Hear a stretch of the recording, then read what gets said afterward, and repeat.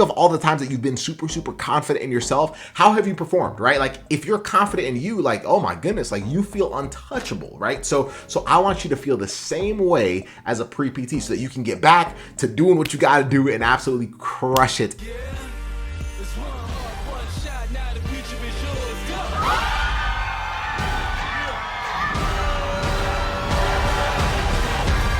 I'm turning dreams into reality in the lab with the...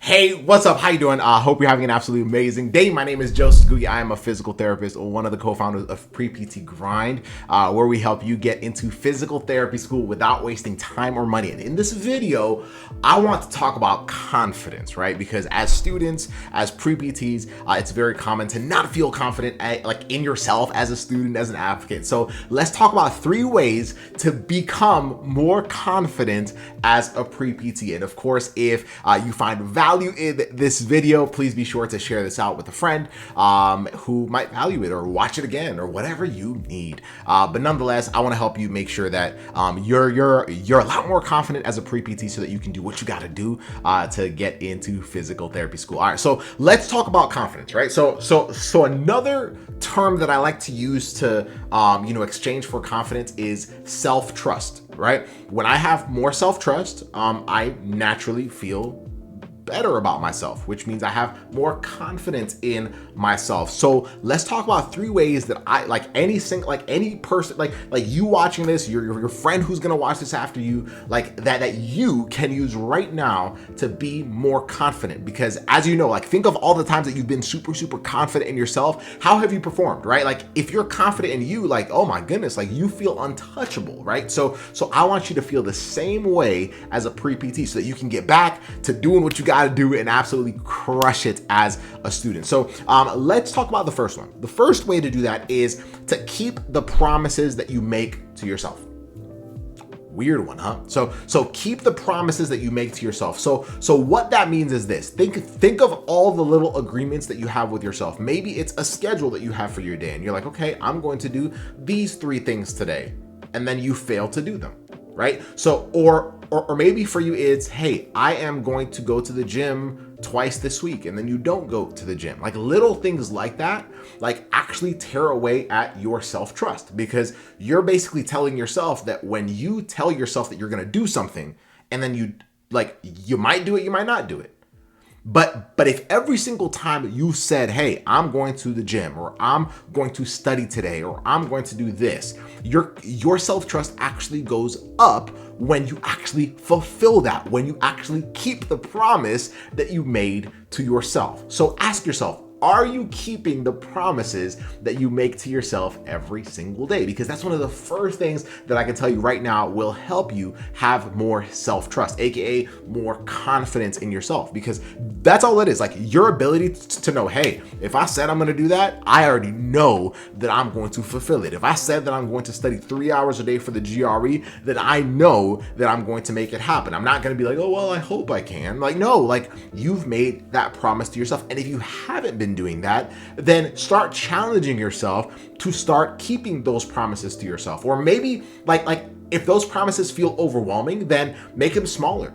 Make them smaller so that you can actually start fulfilling those small promises to yourself. And when you do that, you actually have more confidence to actually have bigger promises to yourself, and you start to fulfill those. And so whether that's saying, hey, I'm gonna walk twice a week, and then building up to going to the gym twice a week or whatnot. But nonetheless, that's one of the first things that I'll tell you is affecting your confidence as a pre-PT. If you're not keeping those promises to yourself, it's affecting your confidence. Number 2, be honest about what you know and don't know.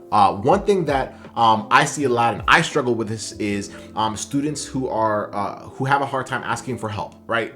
I don't know what it is. I don't know if it's the fact that we feel weak when we ask for help, but asking for help is a great thing. Like I'm very much okay today with asking for help, because I recognize that there's a lot of stuff I do not know.